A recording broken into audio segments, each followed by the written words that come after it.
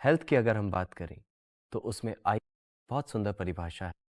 सम दोषा सम अग्निशा सम धातु मल क्रिया प्रसन्न आत्मे इंद्रिय मनः स्वस्थ इते विद्याते। अर्थात आपके दोष सम होने चाहिए। दोष कौन से हैं? वात पित्त कफ, ये सम स्थिति में होने चाहिए।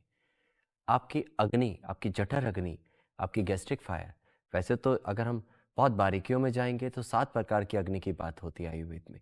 तो अग्नि आपकी सम स्थिति में होनी चाहिए, न्यूट्रल होनी चाहिए। गैस्ट्रिक फायर न्यूट्रल होनी चाहिए, यानी आपका जो आहार है, आपका जो आहार है वो पचना चाहिए।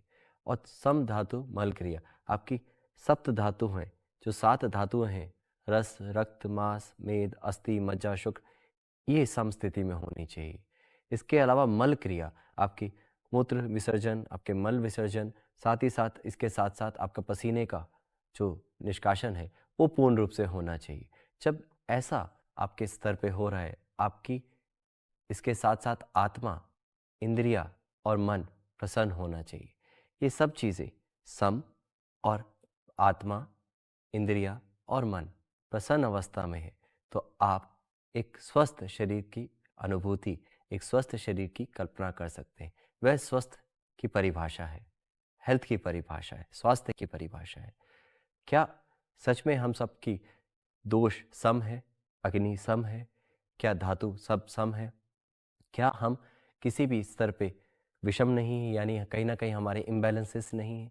यदि इम्बैलेंस है तो इसके कारण हमारे आहार की कमी है, सही आहार नहीं है, राइट स्लीप नहीं है, राइट प्रैक्टिसेस नहीं है, ऐसे अभ्यास नहीं है जिनके कारण ये सारी चीज़ें सम अवस्था में आ सके। यहीं दूसरी ओर योग में भगवत गीता के दूसरे अध्याय में एक श्लोक दिया गया है 48 नंबर का, कि जहाँ हम योग की परिभाषा की बात करते हैं तो समवत्वम योग उच्यते, सम स्थिति में रहना ही योग है। यहाँ भी न्यूट्रल रहने की बात हो रही है मित्रों। तो हम क्या ऐसा कर सकते हैं कि हमारी नींद बेहतर हो जाए? और अगर नींद बेहतर नहीं होगी तो नाना प्रकार के रोग हमारे जीवन में आ जाएंगे। तो क्या करें ऐसा कि हमारी नींद बेहतर हो?